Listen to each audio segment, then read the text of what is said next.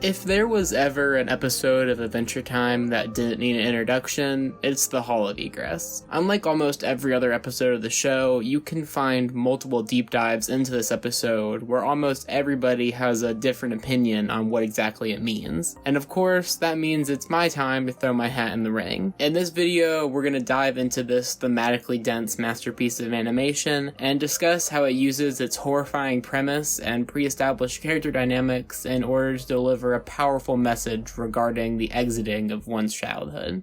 Too bad I don't still have that sidewalk job.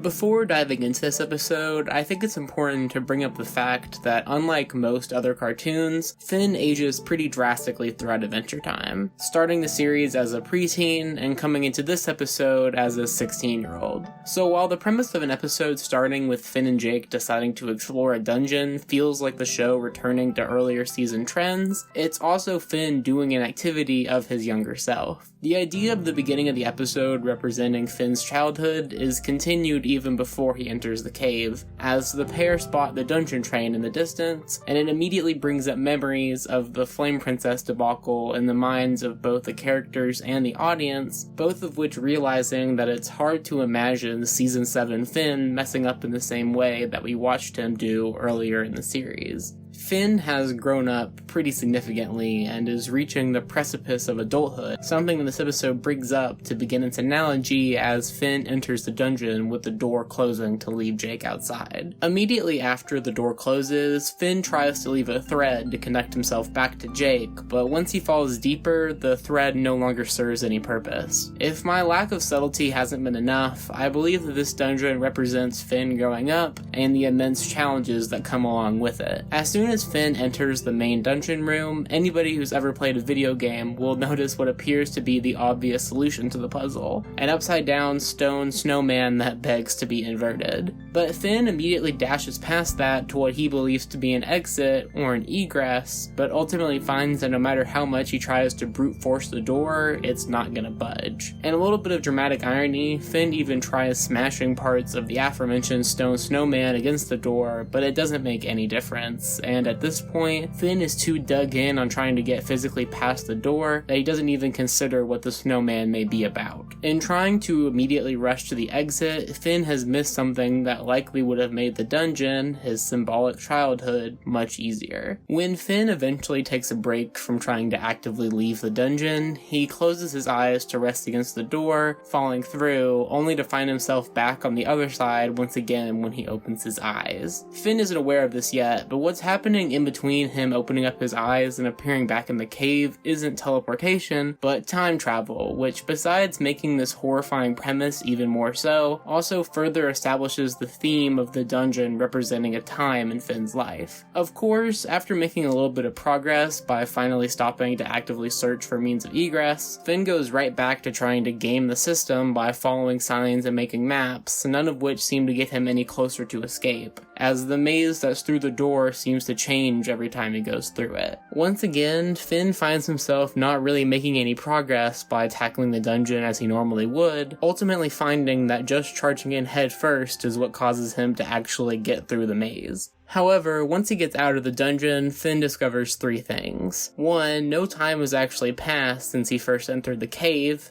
2, Jake doesn't even remember the pair finding the cave, and 3, Finn still can't open up his eyes or he'll end up back in the cave with time resetting as well. The episode makes sure to showcase the amount of time that Finn spends in this state of being unable to open his eyes for fear of losing whatever he's done since last exiting the cave, as while no time has passed for anybody else, Finn has experienced literal months of this nightmare. Of course, Bimo and Jake are heavily confused by this, since they don't have any memory of anything besides Finn's most recent reality, and thus obviously don't really believe what Finn is saying, constantly trying to force him to open up his eyes. His friends are trying to constantly offer an exit or an egress from his current situation, but when he takes it, he finds that he's back to where he started. The cycle continues for a while until Finn decides that he can't just keep living like this forever, something has to be different. In order to chase after that feeling, Finn has to make the decision to abandon his home, his friends, and his family and go off by himself. Immediately after he declares this, we get to see a bruised and confused Finn wandering through the forest looking for water, and once he finds it, he notices that he still has a thread that he believes connects him to his friends and family back at home. And unlike what he did inside the cave at the beginning of the episode, this time he intentionally severs it, losing any connection with his search for an exit.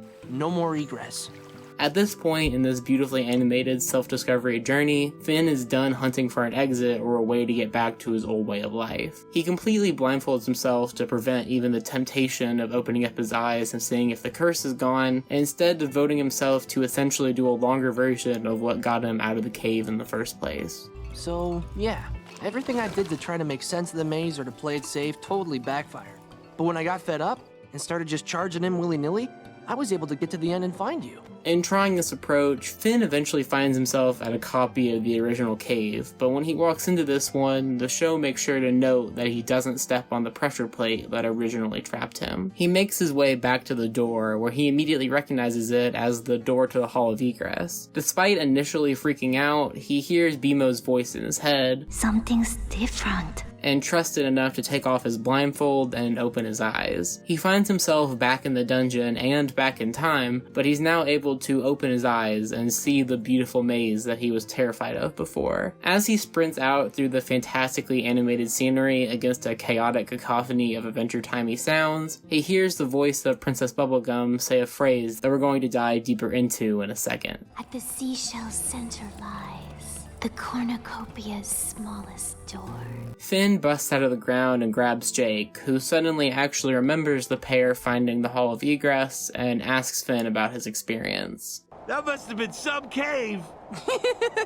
No comment! As I mentioned, I believe that the entire journey throughout this episode is an allegory for Finn growing up. Finn entering the cave is him beginning the transition to adulthood, and him finally exiting it is him fully maturing and being literally enlightened. Now, you might be asking, how is this the case when Finn leaves the physical dungeon about halfway through the episode? I believe that everything that occurs between Finn first stepping on that pressure plate in the foyer and finally grabbing Jake for real at the end of the episode is all within the dungeon. Now, I don't want this video to devolve into a discussion over whether or not that means that it was all in Finn's head, or what magic is behind the actual Hall of Egress itself, as I want to stay focused on what the episode is focused on, showcasing Finn's journey as a mirror of his journey growing up. Every attempt that Finn makes, or anyone else tries to make, to get him out of the dungeon earlier results in him going right back to where he started. Only when he cuts ties with those trying to get him to mature faster and tackles the problem by himself is he able to reach the exit. Except that when Finn does open his eyes at the end of the episode in the second identical cave, he still ends up going back in time and finding himself in the original Hall of Egress. The difference is that this time he's able to calm down and see clearly the world around him. His vision is no longer clouded by the rush of trying to get out of the dungeon or to get through childhood as quickly as possible, but he's instead able to see the world for what it truly is. Which takes us to the Princess Bubblegum quote that I skipped past earlier, so let's try and break that down. First off, cornucopias representing abundance is pretty much symbolism 101, but everything else is arguable, so here's my interpretation. To me, the spiral of the seashell represents the process of growing up, as it gets smaller and smaller and thus harder and harder to maneuver through. It's much easier to go the other way and thus end up right back where you started, as seen in the episode with Finn opening his eyes and coming back to the cave. But if you keep going through the spiral, you'll get to the center, with the final door being the hardest to squeeze through. But if you do get through it, you'll find the cornucopia, or spiritual abundance. Finn's journey throughout this episode is obviously horrifying and grueling, but so is the process of going from being a child, ignorant of the reality of the world, to being able to open your eyes and see the world for what it truly is. And that process is only possible if you stop trying to get through it as fast as possible and allow yourself to naturally drift there, even if it means going through some hardship that you would rather not. In order to achieve achieve the egress that you desire, you have to endure the journey to get there. It's not hard to see why in a legendary series of 283 episodes that so many people point to the Hall of the Egress being the magnum opus of it all. There are so many things that I didn't even mention in this video that's close to the length of the episode itself, such as the idea that Finn's third eye is being represented by his forehead wrinkle, or just the litany of really neat details that this episode throws in there, like Finn eating a skunk because a blind hunter would be able to locate one even from smell alone. This episode is also quietly really funny, and I didn't even mention a single one of the jokes. But what I really think makes this episode feel so special is just how Adventure Time-y it truly is. A lot of the other episodes that people regard as some of the show's best don't really feel like a normal episode of the show. For example, Everything Stays is one of the finest outings of the entire series, but without Finn and Jake playing big roles, it kind of feels like a different show. But the Hall of Egress is just a microcosm of the entire series, not only in tone and topic as the main two characters set out to explore a dungeon, but also in theme, as while the episode is about Finn's symbolic journey to adulthood, the show is about his literal journey to adulthood, which truly makes the episode feel like the most Adventure Time episode of all. Anyway, that's gonna be about it for me. I really hope that I did this episode justice, as I know how important it is to so many people, but if you want to tell me that I didn't, or just see what I'm working on next, you can find my Twitter in the description. Also, as long as these videos analyzing adventures of Adventure Time continue to do so well, I'm gonna keep doing them. So if you have an episode in mind that you think deserves this type of video, let me know in the comments. Either way, this has been AmpleSamuel, and I'll see you in a couple of days with a video with much less analysis. Thanks for watching.